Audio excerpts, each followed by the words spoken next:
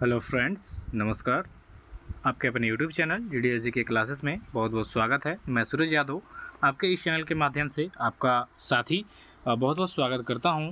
तो साथियों, आज के इस वीडियो में हम SSC CGL के लिए टॉप 100 जीके के क्वेश्चन प्रीवियस ईयर के देखेंगे। तो जो भी हमारे साथी इच्छुक हैं, जिनका 9 सितंबर से एग्ज़ाम स्टार्ट हो रहा है, इनके लिए काफ़ी फ़ायदेमंद वीडियो है। ठीक है, तो वीडियो के लास्ट तक बने रहिएगा। सभी क्वेश्चन आपके लिए काफ़ी ज़्यादा महत्वपूर्ण हैं। तो वीडियो अच्छी लगी तो लाइक कमेंट शेयर करिएगा और चैनल को सब्सक्राइब करिएगा। स्टार्ट करेंगे पहले क्वेश्चन से कि सर्वप्रथम भारत को इंडिया कहकर किसने संबोधित किया था।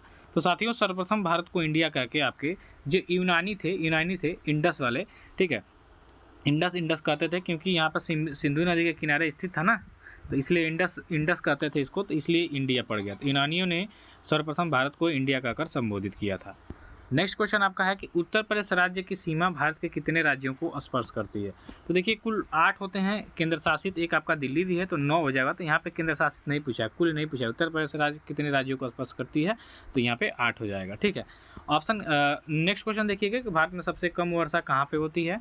तो इसको ऑप्शन के अकॉर्डिंग देखिए, इसमें आपका जो लेह दिया है ऑप्शन नंबर सी हो जाएगा। ठीक है, कि भारत में सबसे जो कम वर्षा होती है ये आपके लेह में होती है। तो ऑप्शन हमें यहाँ पे सी हो जाएगा। अगला क्वेश्चन देखिए, बंगाल में निम्न में से कौन सा कारखाना डचों ने स्थापित किया था। अभी आपके मॉडर्न हिस्ट्री से क्वेश्चन है, और बंगाल में कारखाना डचों द्वारा स्थापित जो किया गया था, चिंसुरा में किया गया था। ऑप्शन नंबर यहाँ पे डी आपका राइट आंसर हो जाएगा यहाँ पे, कि बंगाल में जो डचों द्वारा स्थापित कारखाना था वो चिंसुरा था।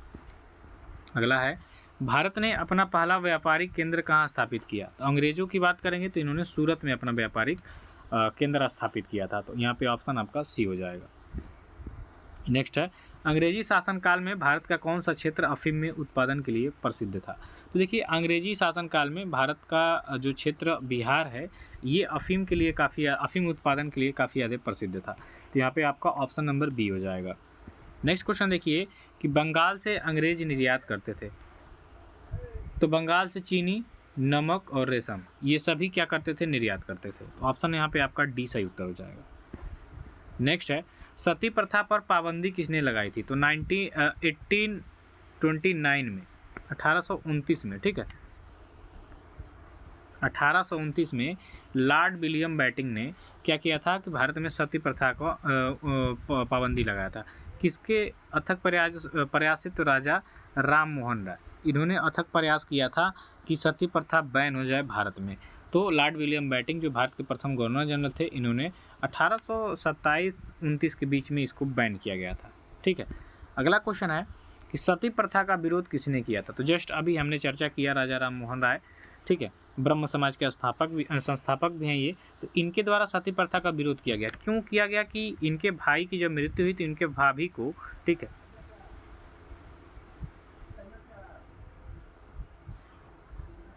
जब सती प्रथा के लिए ले जाया गया तो इसका काफ़ी ज़्यादा विरोध किया गया। तो इसीलिए सती प्रथा का राजा राम मोहन राय ने विरोध किया और लॉर्ड विलियम बेंटिंक के साथ मिलकर भारत से इसको प्रतिबंधित कराया। नेक्स्ट है कि दिल्ली के प्रसिद्ध लौह स्तंभ का निर्माण किस वंश के शासक ने करवाया था। तो साथियों, ये आपके गुप्त वंश के राजा हुए चंद्रगुप्त प्रथम ने चंद्रगुप्त ने ही करवाया था दिल्ली के प्रसिद्ध लौह स्तंभ का निर्माण, ठीक, मेहरौली में जो है।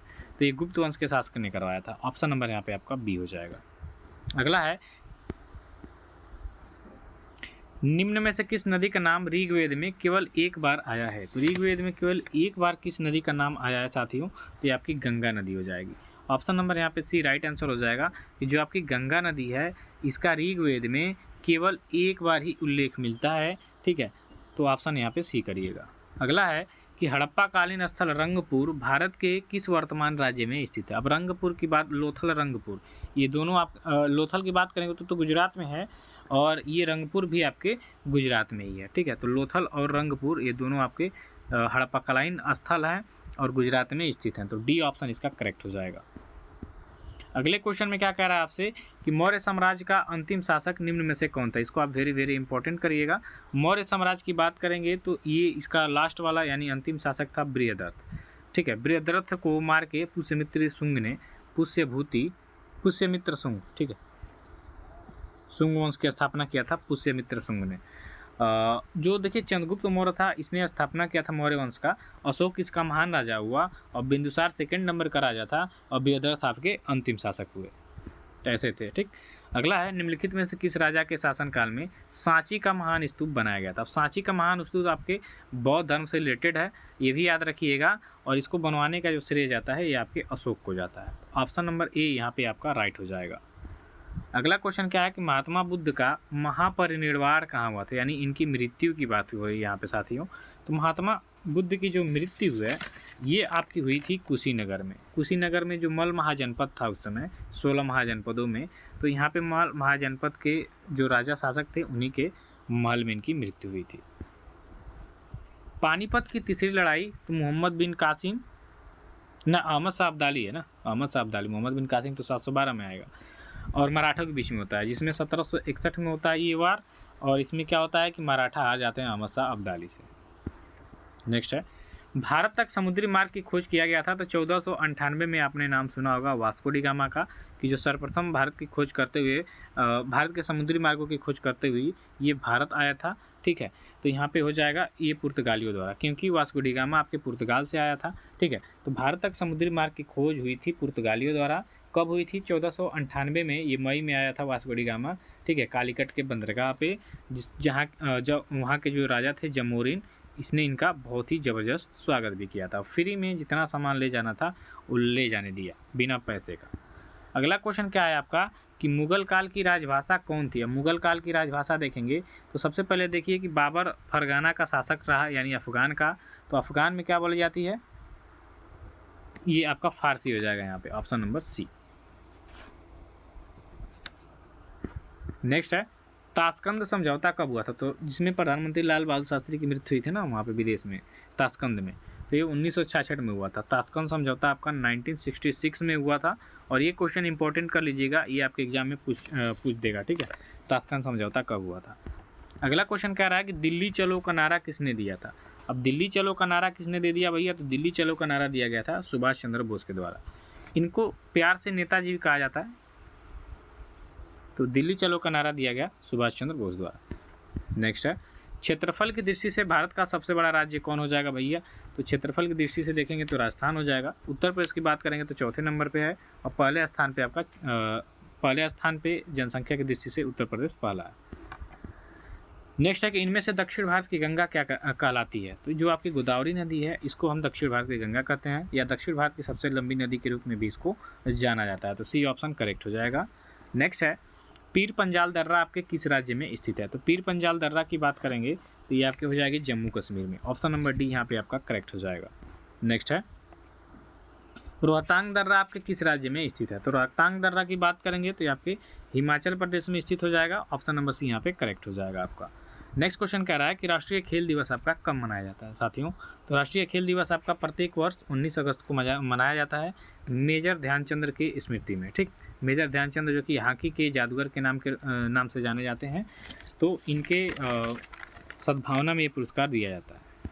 नेक्स्ट है, अंतर्राष्ट्रीय तंबाकू निषेध दिवस की बात करेंगे तो ये आपके 31 मई को मनाया जाता है। ये ऑप्शन इसका करेक्ट हो जाएगा। ठीक है, चलिए नेक्स्ट करिएगा, हजार झीलों की भूमि किसे कहा जाता है? तो ये कहा जाता है आपके फिनलैंड को। सबसे खुशी देश है, फर्स्ट हैप्पीनेस रिपोर्ट में सबसे पहला स्थान है इसका फिनलैंड का, और इसे हजार झीलों की भूमि कहा जाता है। अगला क्वेश्चन आपसे पूछ रहा है कि यूरो कप का आपका संबंध किस खेल से हो जाएगा? तो यूरो कप की बात करेंगे तो आपके फुटबॉल से संबंधित हो जाएगा। करेक्ट सी हो जाएगा इसका। अगला क्वेश्चन कह रहा है कि ओणम किस राज्य का प्रमुख त्यौहार है? तो ओणम की बात करेंगे तो आपके केरल का हो जाएगा। ऑप्शन नंबर यहाँ पे आपका डी ऑप्शन करेक्ट हो जाएगा। अगला है, सोन नदी किसकी सहायक नदी हो जाएगी? तो सोन नदी की बात करेंगे तो ये आपके गंगा नदी का सहायक नदी हो जाएगी। ठीक है, ऑप्शन नंबर सी हो जाएगा। गोदावरी नदी महाराष्ट्र के किस जिले से निकलती है? अब गोदावरी नदी नासिक से निकलती है। ऑप्शन नंबर यहाँ पे आप डी करिएगा। गोदावरी, अगर बात करेंगे नासिक किस नदी किनारे स्थित है, तो ये नासिक के गोदावरी नदी। निम्नलिखित में से कौन सा भारत का शास्त्रीय नृत्य नहीं है? तो क्लासिकल डांस आपके 8 ही हैं, उसमें ये 3 हो जाएंगे। एक जो भांगड़ा है ये आपका फाल्क डांस हो जाएगा। ठीक है, यानी लोक नृत्य, ये आपका क्लासिकल डांस नहीं होगा। बाकी आपके भरतनाट्यम, मणिपुरी और कथक ये आपके क्लासिकल डांस यानी कि शास्त्रीय नृत्य हैं। नेक्स्ट है, झारखंड में बराकर नदी पर कौन सा बांध बनाया गया? तो झारखंड में बराकर नदी पर तिलैया बांध बनाया गया। कौन सा? तिलैया। याद रखिएगा, बांध और बांध से भी क्वेश्चन और परियोजनाओं से भी क्वेश्चन आते हैं आपके एग्जाम में। तो बराकर नदी पर तिलैया बांध बनाया गया है। नेक्स्ट कह रहा है कि भारत के किस राज्य में सबसे ज़्यादा बांध हो जाएंगे, तो ये आपका महाराष्ट्र में हो जाएगा। डी ऑप्शन करेक्ट हो जाएगा इसका। चलिए आगे बढ़ेंगे साथियों। गुरु शिखर चोटी किस राज्य में स्थित है, तो ये आपको हो जाएगा राजस्थान में, माउंट आबू की है ना। ऑप्शन नंबर यहाँ पे आपका सी हो जाएगा। अगला क्वेश्चन करिएगा, किस राज्य में पंचमढ़ी पहाड़ियाँ स्थित हैं, तो पंचमढ़ी पहाड़ियाँ आपके मध्य प्रदेश में हो जाएंगी। ऑप्शन नंबर यहाँ पे बी हो जाएगा। नेक्स्ट है, उत्तर पूर्व की पहाड़ियों को क्या कहा जाता है, तो साथियों ये पूर्वांचल की पहाड़ियाँ के रूप में जानी जाती है, तो बी हो जाएगा इसका करेक्ट आंसर। अगला है, किस राज्य में दमदमा झील स्थित है, तो ये आपका हो जाएगा Haryana state. Option number C यहाँ पे आपका करेक्ट हो जाएगा। नेक्स्ट है, गंगा नदी के तट पर कौन सा शहर स्थित है, तो यहाँ पे अगर जो विकल्प देखेंगे तो जो आपका कानपुर है ये स्थित होगा, बाकी आपका मथुरा और आगरा यमुना नदी हो जाएगा, कोटा आपका चंबल नदी हो जाएगा। चलिए नेक्स्ट करेगा, जलपाईगुड़ी किस नदी के किनारे स्थित हो जाएगा, तो जलपाईगुड़ी की अगर जो हम बात करेंगे तो यहाँ पे तीस्ता नदी पर स्थित है। ऑप्शन नंबर डी करिएगा। अब पॉलिटी से क्वेश्चन है कि भारतीय संविधान का अनुच्छेद 76 निम्न में से किससे संबंधित है, तो ये महान्यायवादी की नियुक्ति से संबंधित होगा। ऑप्शन नंबर यहाँ पे आपका सी राइट आंसर हो जाएगा। अगला क्वेश्चन करिए, भारत में सर्वोच्च माना गया है, किसको माना गया भैया, तो संविधान को माना गया है। बी ऑप्शन यहाँ पे आपका करेक्ट हो जाएगा। नेक्स्ट है, भारतीय संविधान में कुल कितने भाग हैं, तो भारतीय संविधान में कुल 22 भाग हैं। ठीक है, नेक्स्ट करिएगा, जब राष्ट्रपति एवं उपराष्ट्रपति का पद खाली हो तो भारत के राष्ट्रपति के पद पर कौन कार्य करता है, तो जो सुप्रीम कोर्ट के मुख्य न्यायाधीश होते हैं चीफ जस्टिस वही कार्य करते हैं, यानी भारत का मुख्य न्यायाधीश। अगला है, भारत में कितने प्रकार के आपातकाल घोषित किए जा सकते हैं, तो 3 प्रकार के। आप आर्टिकल,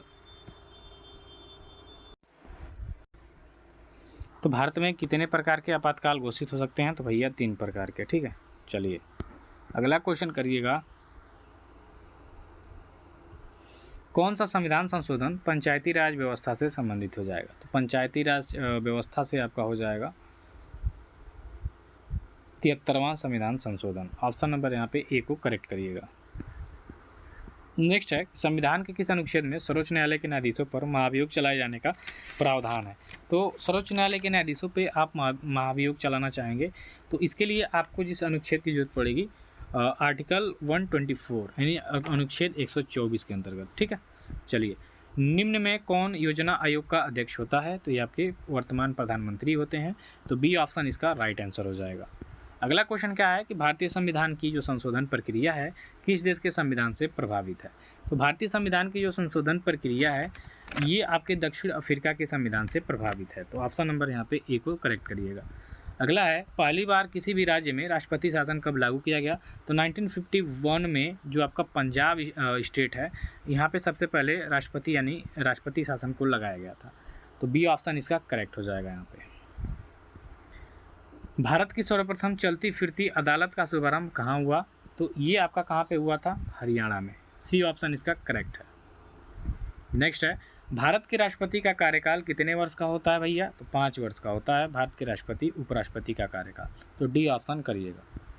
नेक्स्ट है, भारतीय संविधान में कितनी अनुसूचियां हो जाएंगी, तो 12 भाग आपके 22 हैं और अनुसूचियों की संख्या क्या हो जाएगी 12। ठीक है, अगला क्वेश्चन करिएगा कि राज्यसभा का सदस्य बनने के लिए न्यूनतम आयु कितनी होनी चाहिए, तो देखिए भैया राज्यसभा का जब सदस्य बनना है आपको तो कम से कम आपकी 30 वर्ष आयु पूरी कर लेनी है।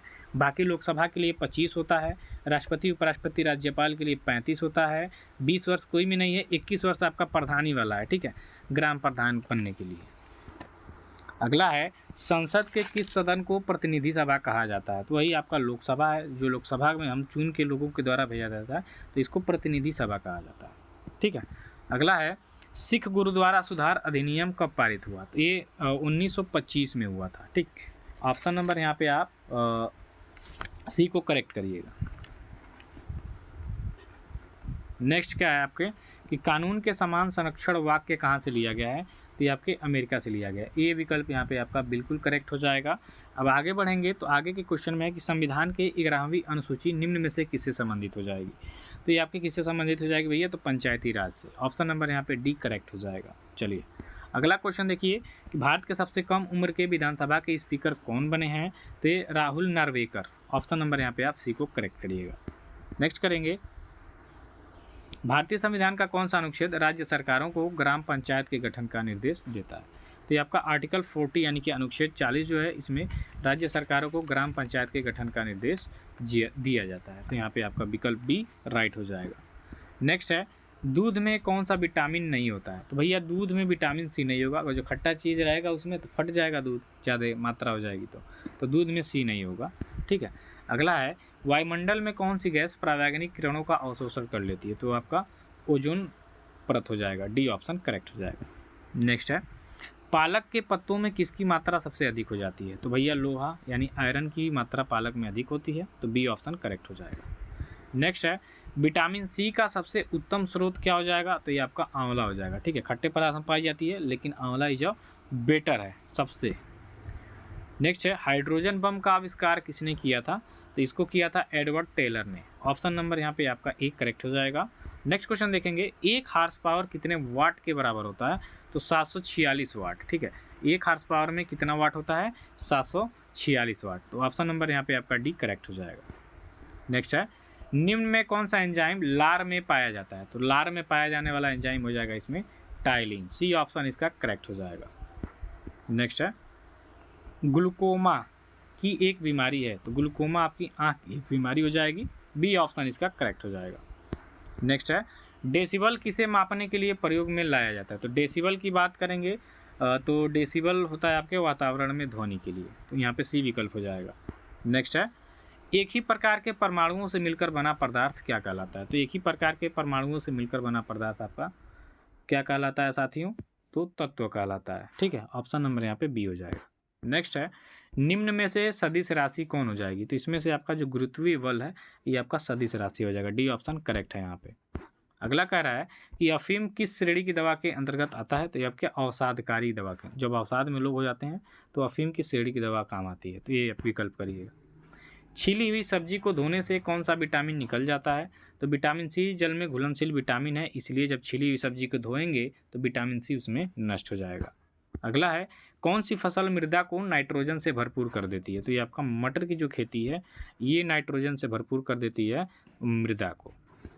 नेक्स्ट है, मेंडलीफ के समय ज्ञात तत्वों की संख्या कितनी थी? भैया 63 थी। कितनी? 63। ऑप्शन नंबर यहाँ पे आप भी करेक्ट करिएगा। वीडियो पसंद आए तो लाइक कमेंट शेयर करिएगा। एनटीपीसी और ग्रुप डी और एएलपी और टेक्नीशियन के लिए जल्द ही बैच स्टार्ट कर दी, 2-3 वीडियो तो डाला भी गया है, जाके देख सकते हैं।